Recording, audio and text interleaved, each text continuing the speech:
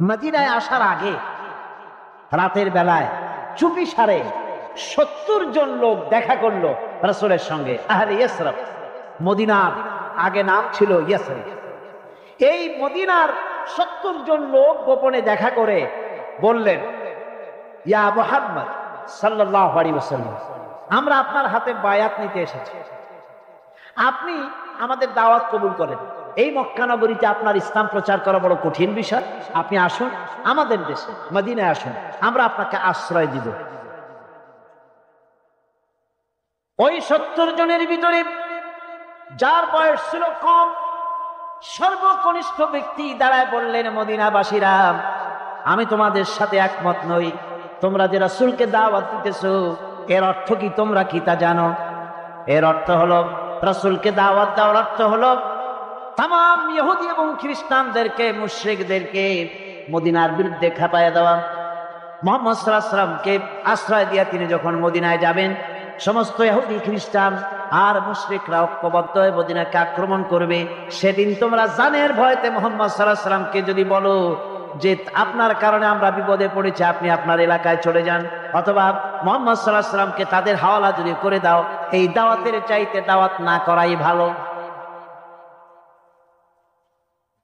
সর্বকনিষ্ঠ ব্যক্তির এই বক্তব্যে যিনি মুরব্বী ছিলেন, সকলকে নিয়ে আল্লাহ নবীর হস্ত মোবারক ধারণ করে মদিনার লোকেরা বললেন, ইয়া রাসূলুল্লাহ, আপনার দস্তে মোবারক ধরে, আপনার পবিত্র হাত ধরে আল্লাহর নামে শপথ করতেছি, মদিনার দাওয়াত কবুল করুন। আমরা মদিনায় আপনি গেলে পরে আমাদের জান এবং মালের বিনিময়ে, রক্তের বিনিময়ে, সবকিছুর বিনিময়ে আপনাকে আমরা হেফাজত করব। জীবনের সব আপনার জন্য বিসর্জন দেব। রাসূলুল্লাহ দাওয়াত কবুল করলেন। হুজুরের চোখ থেকে পানি এলো। হুজুর দাওয়াত কবুল করলেন। এই মুরব্বী আবার বললেন, মদিনা থেকে আগত 70 জনের যিনি লিডার, তিনি বললেন, ইয়া রাসূলুল্লাহ, আপনি যখন দাওয়াত কবুল করলেন, এটা আমাদের জাহি কিসমত, আমাদের বড় ভাগ্যের ব্যাপার। একটা দাবি আমাদের আছে। সেই দাবিটা হলো, আপনি প্রকৃতপক্ষে আল্লাহর নবী, তাতে কোনো সন্দেহ নাই। আপনার এই দুর্দিন চিরকাল থাকবে না। যেদিন আপনার সুদিন ফিরে আসবে, সেই দিন আপনি মদিনাকে ভুলে যাবেন নাকি? এটাই দাবি আপনার কাছে। আল্লাহর নবী বলছেন, মদিনাবাসীরা, আমি ওয়াদা করছি মদিনাকে আমি কখনো ভুলবো না। রাসূলুল্লাহ বলেনও নাই, তার দেহ মোবারক মদিনা মুনাওয়ারায় রয়েছে। রাসূল কারীম সাল্লাল্লাহু আলাইহি ওয়াসাল্লাম মদিনা মুনাওয়ারায় গেলেন, ইসলামের রাষ্ট্র প্রতিষ্ঠা করলেন। আজ সময় এসেছে কোরআন প্রতিষ্ঠা করা। আমি বলেছিলাম কোরআন হচ্ছে সংবিধান। কোরআন কি? শুধু তেলাওয়াত করি সেই মজা পাওয়া যাবে না। কায়েম করলে, কোরআনের আইন প্রতিষ্ঠা করলে যে মজা পাওয়া যাবে, যেমন এক বোতল মধু যদি আপনাকে দেওয়া হয়, উপর থেকে কর্ক যদি আটকানো থাকে, আর বাইরের থেকে যদি আপনি বোতলটা চাটেন, মিষ্টি লাগবে নাকি? কোন মিষ্টি লাগবে? মিষ্টি লাগবে কখন? কর্ক খুলে মুখের মধ্যে ঢাললে তবে তো মিষ্টি লাগবে। কোরআনে কারীম দিনে রাত্রে সমানে যদি তেলাওয়াত করেন, যতবার খুশি ততবার খতম করেন, ওই শান্তি মিলবে না কোনোদিন যেই শান্তি রাষ্ট্রের মাধ্যমে কায়েম হলে যে মজা পাওয়া যাবে, ওই মজা তেলাওয়াত করে পাওয়া যাবে না। কথা বুঝে আসছে? তেলাওয়াত করলে ওই মজা আসবে না, প্রতিষ্ঠা করলে যেটা হবে। যেমন থিওরি এবং প্র্যাকটিক্যাল দুটি কথা। থিওরি একটা জিনিস, প্র্যাকটিক্যাল ভিন্ন জিনিস। আমি এই কাগজের উপরে লিখলাম র দন্তেশ্ব, গয় ওকার, লয় লয় আকার, কি হইল? কি হয়ে গেল? এখন এটা খান আপনারা। মিষ্টি লাগবে? লাগবে না। বলবেন ওটা তো দুধ রসগোল্লা লেখা, ওতে তো দুধ নাই, চিনি নাই। ঠিক আছে, লিখলাম দুধের ছানা, চিনির শিরা, গোলাপ পানি, জাতিয়ে জাতিয়ে বানায়, সব লিখে দিলাম। এরপরে সাবান। লাগবে মিষ্টি? লাগবে না। কেন? এটা হচ্ছে থিওরি। এটা থিওরি, এই জন্য মিষ্টি লাগবে না।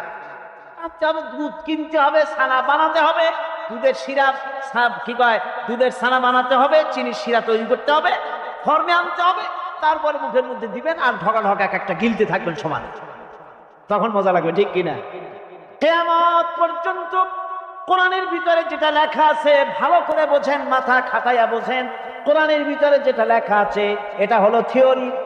এই থিওরি ততদিন পর্যন্ত মজা লাগবে না, শান্তি লাগবে না, যতদিন পর্যন্ত পার্লামেন্টের মাধ্যমে, রাষ্ট্রের মাধ্যমে কায়েম না করা হবে, মজা পাওয়া যাবে না।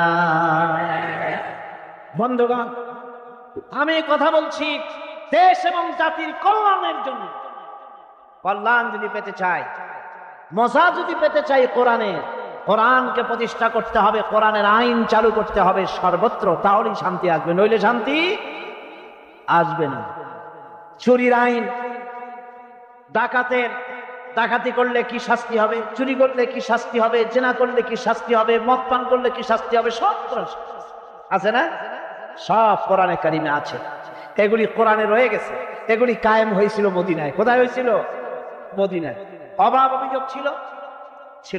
রাসূলুল্লাহ বলেছেন খায়রুল কুরুনে কারনি, সর্বশ্রেষ্ঠ যুগ আমার যুগ।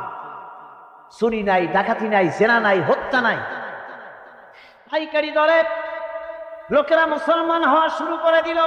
আল্লাহ রাব্বুল আলামিন ঘোষণা করলেন ইযা জাআ নাসরুল্লাহি ওয়াল ফাতহু ওয়া রাআইতান নাসা ইয়াদখুলুনা ফি দীনিল্লাহি আফওয়াজা ফাসাব্বিহ বিহামদি রাব্বিকা ওয়াস্তাগফির ইন্নাহু কানা তাওয়াবা।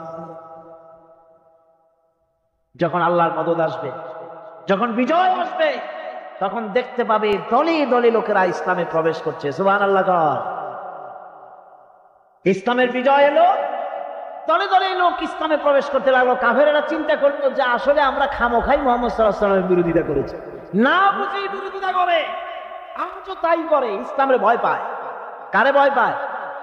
ভয়ের যদি দুনিয়ায় কিছু থাকে তো তার নাম ইসলাম। আমি বুঝি না, ইসলামের ব্যাপারে নিরপেক্ষ থাকা লাগবে, ধর্মের ব্যাপারে নিরপেক্ষ থাকা লাগবে, এটা কি কথা? ভাতের ব্যাপারে নিরপেক্ষ থাকে কেউ? বিবাহ করার ব্যাপারে নিরপেক্ষ থাকে কোন যুবকেরা? ঘুমাবার ব্যাপারে নিরপেক্ষ থাকে কেউ? ধর্ম এইটার ব্যাপারে নিরপেক্ষ থাকা লাগবে। এমন পাগলামি যে আবিষ্কার করেছে আল্লাহ, তার উপর আল্লাহ গজব করে। ধর্ম নিরপেক্ষ মতবাদ মুসলমানদের জন্য নয়, পৃথিবীর কোন মানুষের জন্য নয়। মানুষেরা ধর্মের পক্ষে নিরপেক্ষ থাকবে না। ধর্ম পক্ষে থাকার জিনিস, নিরপেক্ষ থাকার জিনিস নয়। কোরআন জানে না, হাদিস জানে না। আপনাদের ধানমন্ডি মসজিদের ইমাম আলহামদুলিল্লাহ জবরদস্ত আলেম, তিনি বলেছেন তার বক্তৃতার ভিতরে লা ইকরাহা ফিদ্দীনের কথা। আন্দাজে কি এর সাথে কি মিলাই দিন। ধর্ম নিরপেক্ষতার আয়াত একখান পাইছে, লা ইকরাহা ফিদ্দীন, লাকুম দীনুকুম ওয়ালিয়া দীন, বুখারীর মধ্যে আছে। পাগল ছাগল তার গাছে ধরে না, কপালেও লেখা থাকে না। আরে বাবা, লাকুম দীনুকুম ওয়ালিয়া দীন ধর্ম নিরপেক্ষতার আয়াত নয়। তোমার কোন ভাবে শিখাইছে? লাকুম দীনুকুম আয়াত কিসের ভিত্তিতে? কোরআন জানতে হবে, কোরআন পড়তে হবে। কোরআনে কারীমের মধ্যে শানে নজুল আছে প্রত্যেকটি সূরা। যখন কাফেরেরা প্রস্তাব করছিল, হে মুহাম্মদ সাল্লাল্লাহু আলাইহি ওয়াসাল্লাম, এসো ধর্ম নিয়ে আমরা 50-50 করি, কিছুদিন তোমরা আমাদের মূর্তিগুলারে প্রণাম করো, আর কিছুদিন আমরা গিয়ে মসজিদে তোমার আল্লাহরে সেজদা দেব। এইরকম ধর্মটা যদি আমরা ভাগাভাগি করে নেই, তাহলে আপনার কোনো অসুবিধা থাকে না। আল্লাহ রাব্বুল আলামিন সূরা কাফিরুন নাযিল করে দিলেন, কুল ইয়া আইয়ুহাল কাফিরুন। হে নবী বলে দিন, হে কাফিররা, তোমরা যার ইবাদত করো আমরা তার ইবাদত করি না, আবার আমরা যার ইবাদত করি তোমরা তার ইবাদত করো না। লাকুম দীনুকুম ওয়ালিয়া দীন, তোমাদের দিন তোমাদের জন্য, আমাদের দিন আমাদের জন্য। তোমরা তোমাদের দিন নিয়ে থাকো, আমরা আমাদের দিন নিয়ে থাকি। এটা কি নিরপেক্ষের কথা না পক্ষের কথা? পক্ষের কথা, তোমরা তোমাদের ধর্ম নিয়ে থাকো, আমরা আমাদের ধর্ম নিয়ে থাকি, 50-50 ভাগ করার কোনো সুযোগ এখানে নাই। এই আয়াত নিয়ে মানে বাঙ্গালরা হাইকোর্ট দেখান, একটু বুঝাই দেয় যে আমি কোরআন শরীফ পড়ি। বন্ধুগণ, কাফেররা দেখলো যে খামোখাই বিরোধিতা করি, এক শ্রেণীর মুসলমান খামোখা বিরোধিতা করে, ইসলামকে বলে মৌলবাদ, বলে না? আমি ওই সব শিক্ষিত বন্ধুদেরকে বলবো, মৌলবাদ বলে ইসলামরে গাইল দেন, আপনারও তো লজ্জা করা উচিত, আপনি তো একটা মুসলমানের সন্তান। নামটা তো আদমশুমারিতে আব্দুল করিম বাপের নাম, আপনার নাম আব্দুল সত্তার। অবশ্যই ভুলকে সংশোধন করার জন্য ছেলে হইলে নাম রাখে শুভ্র রহমান, আকাশ খাতুন, সাগর আলী, পাহাড়ুল্লাহ, যা মনে লয় তাই হাবিজাবি নাম রাখিয়া, বাংলায় মিশাইয়া নাম রাখিয়া বাঙালিত্ব জাহির করতে চায়। আর চরম বাঙালিত্ব জাহির করে পহেলা বৈশাখ বটতলায় যাইয়া পচা পান্তা ভাত আর পচা ইলিশ 500 টাকা 1000 টাকা মেয়ে লোকে খাওয়াই দিলে 600 টাকা, কপাল পোড়া। এগুলি কি নিকৃষ্ট কপাল পোড়া। অথচ এই আল্লাহর নাম মিটায় দেওয়ার প্রচেষ্টা, ইসলাম দূরে সরিয়ে দেওয়ার প্রচেষ্টা, কেমন একটা অনীহা ভাব। ইসলামের নামটা শুনলেই কেমন গাটা জ্বলে জ্বলে ওঠে। আশ্চর্য কথা, আশ্চর্য কথা। আল্লাহ রাব্বুল আলামিন শুনিয়ে দিলেন, ইসলামের যখন বিজয় হলো, দলে দলে লোকেরা ইসলামে প্রবেশ করতে লাগলো, দলে দলে লোকেরা ইসলামে প্রবেশ করতে লাগলো। কাফির বেঈমান মনে করলো যত আজে বাজে কথা বলেছি ইসলামের ব্যাপারে, ইসলাম তো তা নয়। ইসলাম তো মানুষের খাবার দিতেছে, পড়ার দিতেছে, বেকার সমস্যার সমাধান করতেছে, নারীর সতীত্বের হেফাজত করতেছে, ক্ষুধার্ত মানুষকে খাবার দিতেছে। এসব কিছু দেখে আশেপাশে মদিনার জিন্দেগিতে রাসূল যখন ইসলামী স্টেটের পূর্ণতা দান করলেন, কোরআন যখন 16 আনা আইনে পরিণত হয়ে গেল, তখন দেখা গেল লোকেরা আশেপাশে আর কোনো কাফির রইল না, আশেপাশে যত কাফের ছিল সব মুসলমান হয়ে গেল। পড়ল লা ইলাহা ইল্লাল্লাহু মুহাম্মাদুর রাসূলুল্লাহ। ভাইরা আমার বন্ধুগণ, সকলকে ইসলাম বুঝতে হবে। আমি আবারও বলছি, ইসলাম সাম্প্রদায়িক নয়, ইসলাম মৌলবাদ নয়, ইসলাম হচ্ছে আল্লাহ রাব্বুল আলামিনের দেওয়া জীবন ব্যবস্থা। এটা কমপ্লিট কোড অফ লাইফ, জীবনে গ্রহণ করার জন্য, জীবনের সব ক্ষেত্রে গ্রহণ করার জন্যই কোরআন ইসলাম। কোন আলহামদুলিল্লাহ, ইসলাম বিধান দিয়েছে সব ব্যাপারে, এমন কোন ব্যাপার নাই যে ইসলাম বিধান দেয়নি। ইসলাম বিধান দিয়েছে নারীর ব্যাপারে। আজ মেয়ে লোকদেরকে বলা হয়, মেয়ে লোকদেরকে ময়দানে নামানো হয়েছে, এনজিওরা এই খেদমতটা করেছে। এনজিওরা এদেরকে ময়দানে নামায় দিয়া স্লোগান দেওয়া হয়েছে, কিসের বর কিসের ঘর, যা মনে লয় তাই কর। সুবহানাল্লাহ কইলেন, আশ্চর্য কথা। দেখছেন অবস্থা? আমার দেহ, দেহ আমার, সিদ্ধান্ত আমার। আজীব তামাশা। গাড়ি যদি বলে, গাড়ি যদি বলে যে এটা আমার বডি, সিদ্ধান্ত আমার, আমি যেদিক যাবো সেদিক আমার খুশি আমি যাব, তাহলে তো এর হয় ড্রেনে পড়বে, না হয় গিয়ে নদীতে পড়বে। কারণ তো কন্ট্রোল করতে। দেহ আপনার নিঃসন্দেহে, কিন্তু সিদ্ধান্ত আপনার হতে পারবে না। আপনার দেহের নিয়ন্ত্রণের সিদ্ধান্ত নিবে ওই দেহ, সে আল্লাহ রাব্বুল আলামিন। দেহ আমার, সিদ্ধান্ত আমার, একটা কাফেরের বক্তব্য হতে পারে, মুসলমানের বক্তব্য নিশ্চয়ই নয়। নিজেদের শরীর ঢাকা, পায়ে মোজা, এরপরে জুতা, তারপরে প্যান্ট করিয়া জুতাটারে ঢাকিয়া রাস্তা সাফ করতে করতে যায়, জামাটারে ইন করিয়া, শার্টটারে এখানে কলার দিয়া টাই দিয়া আটকাইয়া, মাথায় হ্যাট করিয়া, এখানে আবার বোতাম দিয়া, বাংলার আলো বাতাস কোনো দিয়ে ঢুকতে না পারে, পুরুষ তার শরীরকে এভাবে হেফাজতে রাখে। আর মেয়ে লোক কাপড় চোপড় যত খুলতে পারে, যত কমাইতে পারে, তাই নিয়ে প্রতিযোগিতা। আরো প্রতিযোগিতা হয়, বিশ্ব সুন্দরীর প্রতিযোগিতা। নাউজুবিল্লাহ। বাংলাদেশে গত বছর চুরি করে এক কায়দায় হয়ে গেছে বিশ্ব সুন্দরী প্রতিযোগিতা।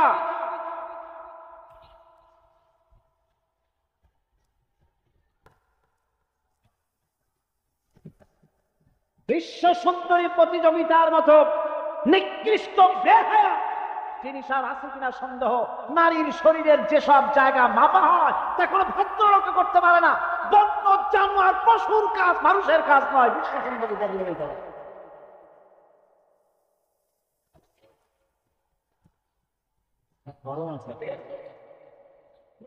সুতরাং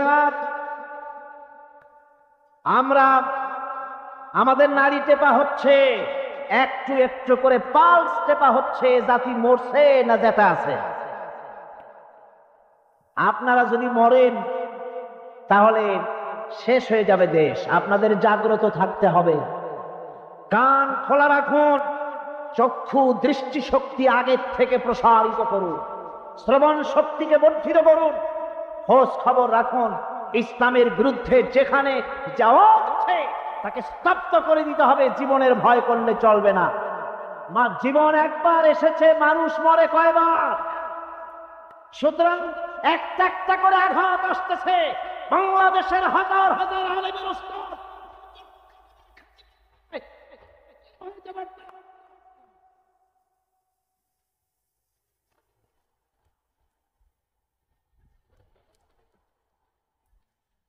নারীদের ব্যাপারে বলছিলাম, নারীদের আজাদী, স্বাধীনতা, স্বাধিকার দিয়েছে ইসলাম। কে দিয়েছে? ইসলাম দিয়েছে। সুতরাং সেই নারীর ইজ্জতকে ইসলাম রক্ষা করেছে। নারীর ব্যাপারে ইসলাম বলেছে, আল্লাহ নবী বলেছেন, দুইটা মেয়ে যদি কারো হয়, দুই মেয়ের পিতা যিনি হবেন, ওই দুইটা মেয়েকে যদি যত্ন করে, যদি ভালোবাসে, মহব্বত দেয়, দিন শিখায়, ইমান শিখায়, কিয়ামতের দিন ওই দুই কন্যার পিতা আর আমি মুহাম্মদ সাল্লাল্লাহু আলাইহি ওয়াসাল্লাম এক জান্নাতে পাশাপাশি থাকবো। আছে পৃথিবীতে কেউ বলছে এমন কথা? বলেন, বলেছেন কেউ? আমার মা বোনেরা, পর্দার আড়ালে থেকে যারা আমার কথা শুনছেন, কান খুলে শুনুন। আপনার ইজ্জত, আপনার সতীত্ব, আপনার সম্ভ্রম, আপনার অধিকার 16 আনা সংরক্ষণ করেছে ইসলাম, আর কেউ করে।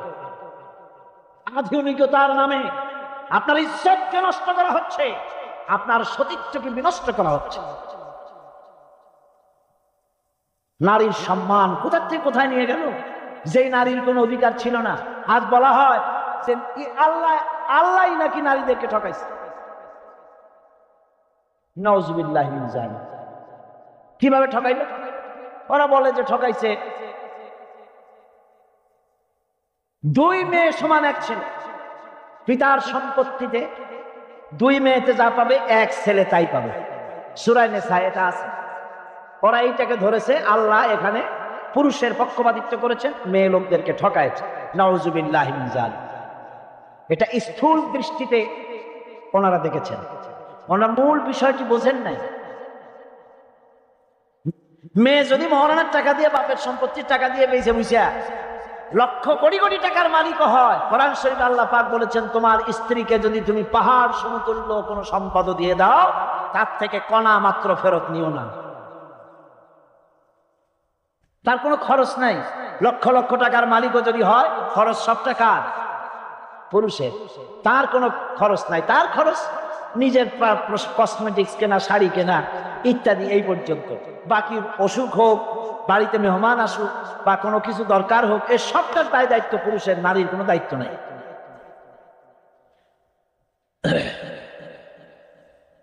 ওই যে একটা ভাগ কম পাইল, এইখানে ওনাদের মাথা ধরেছে যে ইসলাম ঠকাইছে। কিন্তু তারা ভিতরে তলান নাই। বিষয়টা কি? বিষয়টা হলো, যদি ছেলে আর মেয়ে আল্লাহ যদি সমান করে দিতেন, পিতার সম্পত্তিতে সমান অধিকার, তাহলে কি হতো? মেয়েটা বিবাহ হয়ে যাওয়ার পর এই সম্পত্তি তার স্বামী অথবা মেয়ে নিশ্চয় বিক্রি করে নিয়ে যাবে। এখানে তার ফালায় রাখবে না বাপের বাড়ি, এটা বিক্রি করে নিয়ে গেল, বাপও মরে গেল। মেয়েটা তার স্বামী বাড়ি গিয়ে হয় বিধবা হলো, আনফরচুনেটলি বিধবা হয়ে গেল, অথবা তালাক প্রাপ্ত হলো। যদি তালাক প্রাপ্ত হয় অথবা বিধবা হয়, তখন এই মেয়েটি এসে উঠবে কোথায় বলেন আপনার? ভাই কেন তাকে দেখতে যাবে? একদিন দেখবে, 2 দিন দেখবে, 3 দিন দেখবে, 1 সপ্তাহ দেখবে, 1 মাস দেখবে, তারপরে দেখার দরকারটা কি? ভাই যেন বোনকে এই চরম দুর্দিনে বোনকে যেন অবহেলা করতে না পারে, সেজন্য আল্লাহ রাব্বুল আলামিন ভাইয়ের জন্য একটা ভাগ বেশি রেখে দিয়েছেন, বোন ভাগনার বিপদের দিনে যেন আশ্রয় দেয়। আল্লাহ রাব্বুল আলামিনের সওয়াবের প্রতি যারা কটাক্ষ করে তাদের ঈমান নিয়ে সন্দেহ দেখা দিবে, তাদের ঈমান নাই। ইসলাম নারীকে সম্মান দিয়েছে, মর্যাদা দিয়েছে, অধিকার দিয়েছে। মসজিদে নামাজ পড়ার অধিকার রয়েছে, ঈদের ময়দানে যাওয়ার অধিকার রয়েছে, যুদ্ধের ময়দানে আসার অধিকার রয়েছে, ব্যবসা করার অধিকার রয়েছে, শিক্ষার অধিকার আছে, সব। তবে পর্দার সাথে, কিসের সাথে? পর্দার। এই পর্দা আবার কি? সেই পর্দা হচ্ছে, আসলে শব্দটা হচ্ছে হেজাব। কোরআনে কারিমে এটাকে হেজাব বলা হয়েছে। এই হেজাব এটা হচ্ছে পরপুরুষের সাথে থেকে অবাধ মেলামেশা থেকে হেফাজতে রাখা, এটাই হলো হেজাব। হেজাব আর নেকাব এটা মহিলাদের জন্য প্রয়োজন, মহিলাদের স্বার্থেই, সেজন্য তাদেরকে পর্দা করতে হবে। নারীকে বলা হয়েছে পরপুরুষ থেকে তোমাদের চক্ষুকে নিম্নগামী করো, আর পুরুষকেও বলা হয়েছে পরনারী থেকে চক্ষুকে নিম্নগামী করে রাখো। অধিকারটা সমান দেওয়া হয়েছে। এই অধিকার ইসলাম নারীকে যা দিয়েছে এরকম কাউকে দেওয়া হয় না। পিতার চাইতেও মায়ের মর্যাদা বেশি করা হয়েছে সন্তানের কাছে। কথা ঠিক কিনা? কথা ঠিক কিনা? আল্লাহর নবীর কাছে প্রশ্ন হয়েছে, নবীজি খেদমত করব কার? হুজুর বলেন তোমার মায়ের, তারপরে কার তোমার মায়ের, তারপরে কার তোমার মায়ের, তারপরে কার তোমার পিতার। বাপের চাইতে কয় গুণ বেশি? 3 গুণ বেশি মায়ের মর্যাদা। আমি বলে থাকি যে আমরা পুরুষ, আমাদের পায়ের তলে হলো জুতা, আর নারীরা হচ্ছে মায়ের জাত, ওদের পায়ের তলে আল্লাহ তার জান্নাত রেখে দিয়েছে। একজন সাহাবী ইয়ামেন থেকে এসেছেন, ইয়ামেন থেকে এসে রাসূলকে বলছেন, ইয়া আল্লাহর রাসূল, এই যে বুড়ি মা, আমার মা বুড়ি মানুষ, চোখে দেখে না, কানে শোনে না, আমি তাকে কাঁধে করে ঘাড়ে করে কখনো উঠে কখনো পায়ে হেঁটে আমি ইয়ামেন থেকে এসেছি। আমার মাকে নিয়ে মিনা করেছি, মুজদালিফা করেছি, রামিয়া হাজার করেছি, উকুফে আরাফা করেছি, সাই করেছি, তাওয়াফ করেছি, হজের সব কাজ মাকে ঘাড়ে করে আমি সম্পাদন করেছি। হে আল্লাহর রাসূল, আমার মায়ের হক আদায় হয়েছে নাকি? আল্লাহর নবী বলেন, না, হক আদায় হয় নাই। সুবহানাল্লাহ, সুবহানাল্লাহ বলতে পারলেন না? হক আদায় হয় না। তার মানে হলো সন্তান যদি বুকের চামড়াটা দিয়া মায়ের পায়ের 1 জোড়া জুতা তৈরি করেও দেয়, মায়ের 1 ফোঁটা দুধের হক আদায় হবে না। এই মর্যাদা নারীকে দিয়েছে ইসলাম। স্ত্রী হিসেবে মর্যাদা দিয়েছে, মা হিসেবে মর্যাদা দিয়েছে, কন্যা হিসেবে মর্যাদা দিয়েছে। এসব ব্যাপারে আমার অনেক বক্তব্যের ক্যাসেট ছড়াই আছে, আপনারা দেখবেন এবং শুনেছেন হয়তো। আমি বলতে চাই, মা বোনেরা যারা এসেছেন, পুরুষের সাথে স্বামীর সঙ্গে আপনার অধিকার সমান, তবে স্বামীর মর্যাদা, অধিকার সমান, মর্যাদা স্বামীর বেশি। মর্যাদা কার বেশি? কিরকম?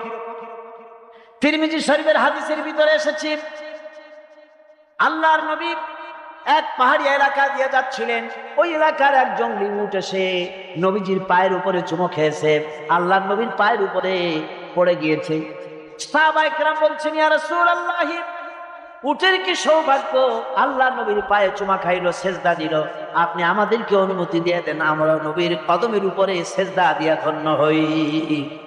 নবীজি বললেন, কোন মানুষের সামনে মাথা নত করতে পারবে না, সেজদা দিতে পারবে না। আমি যদি কোনো মানুষের জন্য সেজদা জায়েজ করতাম, তাহলে আমি পৃথিবীর সব মেয়ে লোকদের বলতাম তারা যেন তার স্বামীকে সেজদা করে নেয়। এখানে মর্যাদা বেশি। নবী যদি 4টি কাজ করে, নারীরা 5 ওয়াক্ত নামাজ যদি ঠিকভাবে আদায় করে, রমজান মুবারকের রোজা যদি রাখে, সতীত্বের হেফাজত যদি করে, আর যদি স্বামীর আনুগত্য করে, এই 4টি কাজ যে নারীরা করবে, কিয়ামতের দিন আল্লাহর জান্নাতের যেই দরজা দিয়া খুশি, আল্লাহ রাব্বুল আলামিন ওই নারীকে সেই দরজা দিয়া জান্নাতে ঢুকাবে। মা বোনেরা, নারীর অধিকার, ইজ্জত, সম্ভ্রম, সতীত্ব সবটার গ্যারান্টি দিয়েছে ইসলাম। অধিকার কোনো জায়গায় খাটো করেনি, সব জায়গায় সমান করে দিয়েছে। মিথ্যুকেরা আন্দাজে আপনাদের বিরুদ্ধে ইসলাম ঠকায়ছে এগুলি বলে, আপনারা এদের বই পড়বেন না।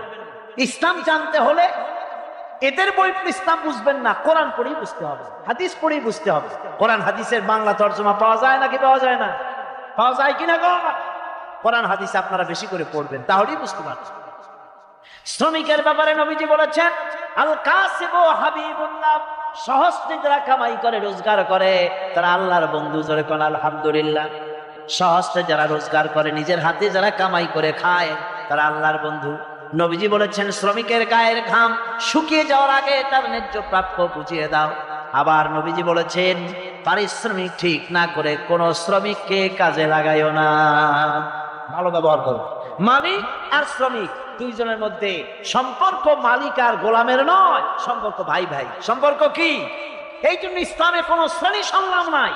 ইসলামে রয়েছে ভাই ভাই, সৌহার্দ্য, প্রেম, ভালোবাসা, মহব্বত। একজন রিক্সাওয়ালাকে আপনার বয়স 32 বছর বা 30 বছর, রিক্সাওয়ালার বয়স 50 বছর, রিক্সাওয়ালা এদিকে আয়, যেহেতু রিক্সা চালায় সেই জন্য তুই আর তুমি ছাড়া বলা যায় না। এই নিকৃষ্ট মানসিকতার পরিবর্তন হওয়া চাই। কিয়ামত হলো, হাসর হলো, মানুষগুলোকে একত্রিত করা হলো। এবার আল্লাহ দরবারে আল্লাহ রাব্বুল আলামিন হিসাব নিবেন, নিকাশ করবেন, হিসাব নিবেন। দুই ধরনের হিসাব হবে। সমস্ত মানবকুলের অপরাধী ভালো কাজের খাতাপত্র হাজির হয়ে যাবে, এটি এক ধরনের। আর মুমিন ব্যক্তিদের অপরাধের খাতাগুলিও এক জায়গায় হবে আল্লাহ রাব্বুল আলামিনের সামনে। নবীজি বলেছেন, দোয়া করো আল্লাহর কাছে এভাবে, আল্লাহুম্মা হাসিবনি হিসাবান ইয়াসীরা। পড়েন, আল্লাহুম্মা হাসিবনি হিসাবান ইয়াসীরা। আয় আল্লাহ, তুমি আমাকে সহজ হিসাব নাও। সাহাবীরা জিজ্ঞেস করেছেন, নবীজি সহজ হিসাব কাকে বলে? আল্লাহ নবী বলেছেন, কিয়ামতের দিন আল্লাহ রাব্বুল আলামিন যদি কাউকে ক্ষমা করতে চান, কারো প্রতি যদি আল্লাহর দয়া হয়ে যায়, তাহলে রব্বুল আলামিন তাকে এক পর্দার আড়ালে নিয়ে যাবেন আর জিজ্ঞেস করবেন, বান্দারে এই সব গুনাহ করছো নাকি? গুনাহগুলির নাম আল্লাহ বলবেন, দেখায় দিবেন, এই এই গুনাহ করছিস। আল্লাহ আল্লাহ, কে জিজ্ঞেস করবেন? কে জিজ্ঞেস করবেন? বান্দা কলিজা গলার কাছে চলে আসবে, আবার মৃত্যুর মতো ভয় সৃষ্টি হয়ে যাবে, কানতে কানতে অস্থির হয়ে যাবে, বলবে, আল্লাহ আমি তো কোন ফেলেছি, আমি তোমার কাছে মাপ চাই, আমাকে ক্ষমা করো। বান্দার এই হয়রানি আর পেরেশানি রেখে আল্লাহ রাব্বুল আলামিন বলবেন, বান্দা যাও, চলে যাও, আমার জান্নাতে চলে যাও, আমি তোমার মাফ করে দিলাম। এই জন্য নবীজি শিখাইছেন, দোয়া করো, আল্লাহর কাছে দোয়া করো, আল্লাহুম্মা হাসিবনি হিসাবান ইয়াসীরা। পড়েন, আল্লাহুম্মা হাসিবনি হিসাবান ইয়াসীরা। মানুষের যে সাধারণ হিসাব হবে সে সম্পর্কে আল্লাহ পাক বলেন, ইয়াউমাইযিন তু'রাদুনা লা তাখফা মিনকুম খাফিয়া। সেদিন তোমাদের হিসাব নিকাশ পেশ করা হবে এবং তোমাদের কোনো বিষয় গোপন রাখা হবে না, কিচ্ছু গোপন থাকবে না, সব প্রকাশিত হয়ে যাবে। ইন্না লিল্লাহি ওয়া ইন্না ইলাইহি রাজিউন। আল্লাহ তাআলা বলেন, يومئذ يصدر الناس أشتاتا ليروا أعمالهم فمن يعمل مثقال ذرة خيرا يره ومن يعمل مثقال ذرة شرا يره। সেদিন মানুষকে বিভিন্ন দলে বিভক্ত করা হবে। প্রিয় ভাই সব, সেই কঠিন হাসরের ময়দানে সমস্ত মানব গোষ্ঠীকে একত্রিত করা হবে। আমলনামা বলতে সেখানে বোঝানো হয় আমলনামা উপস্থিত করা হবে। যাতে মানুষের সকল ধরনের কর্মগুলিকে লিপিবদ্ধ করে রাখা হয়েছে। আল্লাহ তাআলা বলেন, وَوُضِعَ الْكِتَابُ فَتَرَى الْمُجْرِمِينَ مُشْفِقِينَ مِمَّا فِيهِ وَيَقُولُونَ يَا وَيْلَتَنَا مَا لِهَذَا الْكِتَابِ। আর আমলনামা সামনে রাখা হবে, তাতে যা লেখা আছে তার কারণে আপনি অপরাধীদেরকে ভীত এবং সন্ত্রস্ত দেখতে পাবেন। আল্লাহ তাআলা বলছেন, আমলনামা হাতে এসে যাবে এবং এই হাতে আমলনামা পাওয়ার পর তারা বলবে, মালি হাযাল কিতাব লা ইউগাদিরু সাগীরাতান ওয়ালা কাবীরাতান ইল্লা আহসাহা। এটা কি আশ্চর্য কিতাব! বড় বড় পাপ যা করেছি তাও লেখা হয়েছে, ছোট ছোট পাপ যা করেছি তাও লেখা হয়েছে। ওয়াজাদু মা আমিলু হাদিরান ওয়ালা ইয়াযলিমু রাব্বুকা আহাদা। যা যা তুমি আমল করেছিলে সমস্ত কৃতকর্ম কাগজে পত্রে লেখা আছে। তোমার রব কারো প্রতি জুলুম করবেন না। ওমাল্লাহু বিযাল্লামিন লিল আবিদ। আল্লাহ তাআলা বান্দার উপরে কখনো জুলুম করেন না। এগুলি সব উপস্থিত হয়ে যাবে। বিকুল্লি ইনসানিন আলজামনাহু তাইরাহু ফি উনুকি। আমি প্রত্যেক মানুষকে, মানুষের কর্মকে তার গ্রীবা লগ্ন করে দিয়েছি। এই যে গলা, এই গলার কাছে একটা ঘুটলির মতো, একটা সিম কার্ডের মতো এইখানে আমি রেখে দিয়েছি। কোথায়? কোন গলায়? কে বলতেছেন এ কথা? এই ঘুটলির ভিতরে তুমি যা করতেছ সব লিপিবদ্ধ হচ্ছে। এখন বলতে পারেন অদৃশ্য এই ঘুটলি, এটা তো দেখি না, এটা কে বলতেছেন? আমি কিন্তু দেখতে পাচ্ছি না। আপনারা দেখেন নাকি? কেউ দেখেন না। হাত দিয়ে ধরে দেখেন, পান নাকি? ধরাও যায় না, দেখাও যায়। আল্লাহ বলছেন আছে, তাহলে বিশ্বাস করতে হবে। এর ভিতরে সব রেকর্ড হয়ে যাচ্ছে। আপনি বলবেন এতটুকু ঘুটলির মধ্যে, তাবিজের মধ্যে আমার সারা জীবনের সব কথার সব কাজ ঢোকে কেমনে? কেমনে লেখা?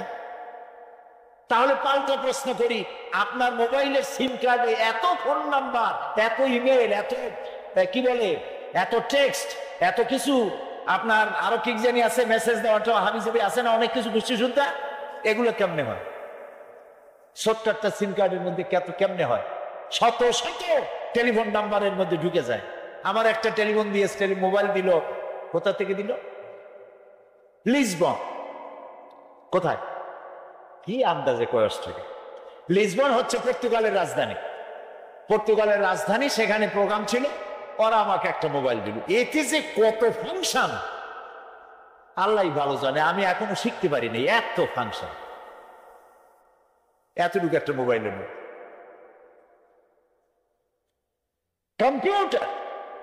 কম্পিউটারের ছোট্ট একটা মাইক্রোচিপ যন্ত্র, যে কম্পিউটার ব্যবহার করা এখন বাচ্চা ছেলেপেলেরাও জানে।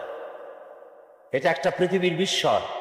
এই কম্পিউটার, আপনি যান ব্যাংকে, কম্পিউটারের ছোট্ট সেই মাইক্রোচিপসের মধ্যে সারা চট্টগ্রামের সমস্ত মানুষের টাকা লেনদেন, ট্রানজেকশন, এর যা কিছু আপনি করেছেন সব কিছুর হিসাব এখানে রয়েছে, আছে না? তাহলে এতটুকু একটা মাইক্রোচিপসের মধ্যে এত সহস্র কোটি কোটি টাকার হিসাবপত্র, লেনদেন, এই ছোট্ট জিনিসের মধ্যে ঢুকাবার মতো জ্ঞান মানুষের মাথায় দিছে কে? বলেন কে? সেই আল্লাহই তো গলায় ঝুলায় রাখছে। তাহলে এটা সম্ভব না? সম্ভব কিনা? সম্ভব। এখন এই কথাগুলি বলে আল্লাহ মানুষের ক্ষতি করছেন না উপকার করছেন? উপকার করেছেন। এইটা যদি আমার বিশ্বাসে থাকে যে আমার গলার কাছে এরকম একটা সিম কার্ড আছে, একটা সিম আছে মোবাইলের মতো, এটা মনে করেন মোবাইলের একটা সিম গলায় ঝুলানো আছে, এটা সব যা বলেন তাই ওঠে, যা করেন তাই ওখানে লেখা হয়। সুবহানাল্লাহ। এই বিশ্বাস যদি আমার হয়, আমি ভালো মানুষ হয়ে যেতে পারবো, সুবহানাল্লাহ বলো। আমি খারাপ কাজ করতেই পারবো না। এই জন্য আল্লাহ পরকালের এই কথাগুলি কোরআনে কারীমের মধ্যে এত বেশি করে বলেছে। মানুষের চরিত্রবান হওয়ার জন্য আল্লাহর ভয়, পরকালে বিশ্বাস, এর থেকে বড় ওষুধ পৃথিবীতে আর নাই। তাকে বলা হবে, এবার তুমি পড়ো, কাফা বিনাফসিকা আল-ইয়াওমা আলাইকা হাসিবা। তোমার এই কিতাব পড়ো, আর তোমার এই হিসাব গ্রহণ করার জন্য কিতাবটা ভালো করে পড়ো। তোমার নিজের হিসাব নেওয়ার জন্য তুমি নিজেই যথেষ্ট। তুমি দোজখে যাবা না বেহেশতে যাবা, তুমি নিজেই সিদ্ধান্ত নাও কোথায় যাবা। তোমার নিজের কি করছিলা এখন তুমি দেখো। এই জন্য আমি বলি মাঝে মধ্যে আমরা এখনো হিসাব করতে পারি এখানে বসিয়া আমাদের কি হওয়া উচিত। ছোটবেলার কথা মনে আছে?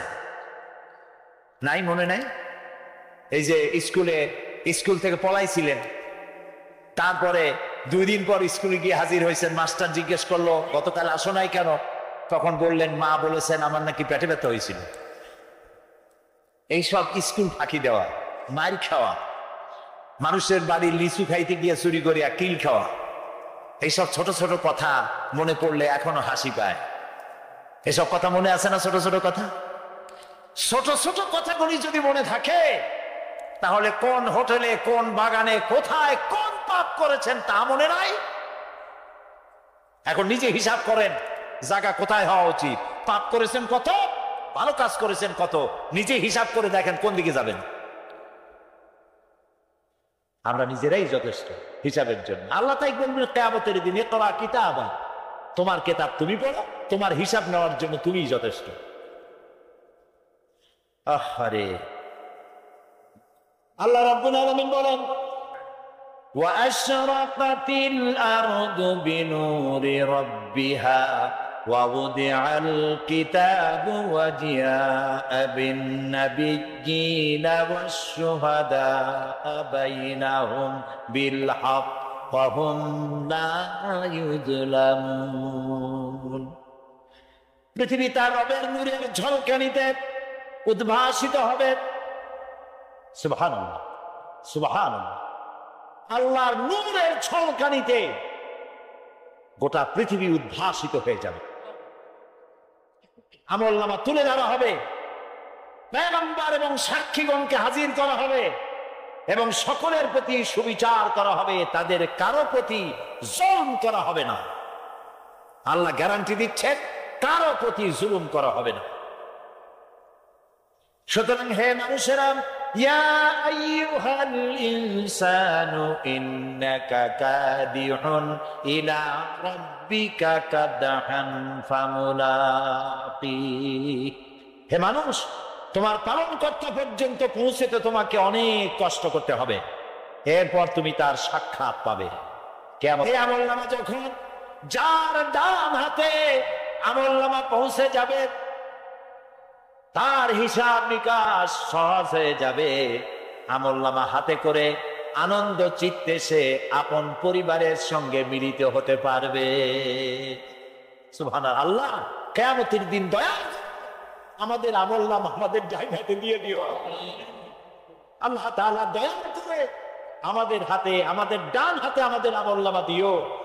দয়া করে আমাদের আমলনামা আমাদের ডান হাতে দিও। আনন্দ চিত্তে পরিবারের সঙ্গে দেখা করে সব পরিবার, মা বাপ, স্ত্রী পুত্র পরিজন, ভাই বোন, বন্ধু বান্ধব নিয়ে জান্নাতে থাকার তৌফিক দিও। আয় আল্লাহ, বিগত 26 বছর যারাই মাহফিলে এসেছেন তাদেরকে নিয়ে এক জান্নাতে থাকার আমাদেরকে তৌফিক দিয়ে দিও। وَأَمَّا مَنْ أُوتِيَ كِتَابَهُ وَرَاءَ ظَهْرِهِ فَسَوْفَ يَدْعُو ثُبُورًا وَيَصْلَى سَعِيرًا। আর যার পিছন থেকে বাম হাতে আসবে সে তো মৃত্যুকে আহ্বান করতে থাকবে, মৃত্যুকে ডাকবে। এর থেকে যদি মরে যেতে পারতাম তাও ভালো হইতো। আল্লাহ রাব্বুল আলামিন বলেন, وَنَضَعُ الْمَوَازِينَ الْقِسْطَ لِيَوْمِ الْقِيَامَةِ فَلَا تُظْلَمُ نَفْسٌ شيئا وإن كان مثقال حبة من خردل أتينا بها وكفى بنا حاسبين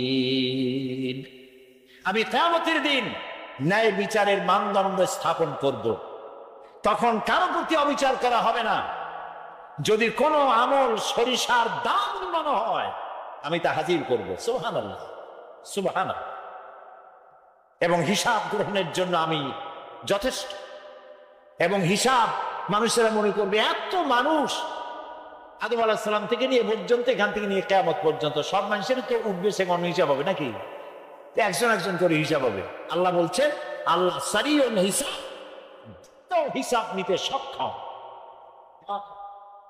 আল্লাহ নিজের কানে নিজে শুনবেন অন্যের মাধ্যমে নয় নিজে শুনবেন প্রত্যেক আর আসামির কাছ থেকে লোকদের কাছ থেকে তার বক্তব্য শুনবেন ভায়া মিডিয়া শুনবেন না নিজেই শুনবেন সুতরাং তিনি জুলুম করবেন না এবং হিসাব নেবেন আর যথার্থ হিসাব নেবেন সেখানে কারো প্রতি কোনো জুলুম করা হবে না ومن خفت موازينه فأولئك الذين خسروا أنفسهم بما كانوا بآياتنا يظلمون আর যাদের পাল্লা হালকা হবে তারা তো শুধু নিজেদেরই ক্ষতি সাধন করবে কেননা তারা আমার আয়াত সমূহকে অস্বীকার করত আল্লাহর যারা অস্বীকার করত আখেরাত নাই কিয়ামত নাই বেহেশত নাই কবরের মধ্যে কোনো শাস্তি নাই কবরের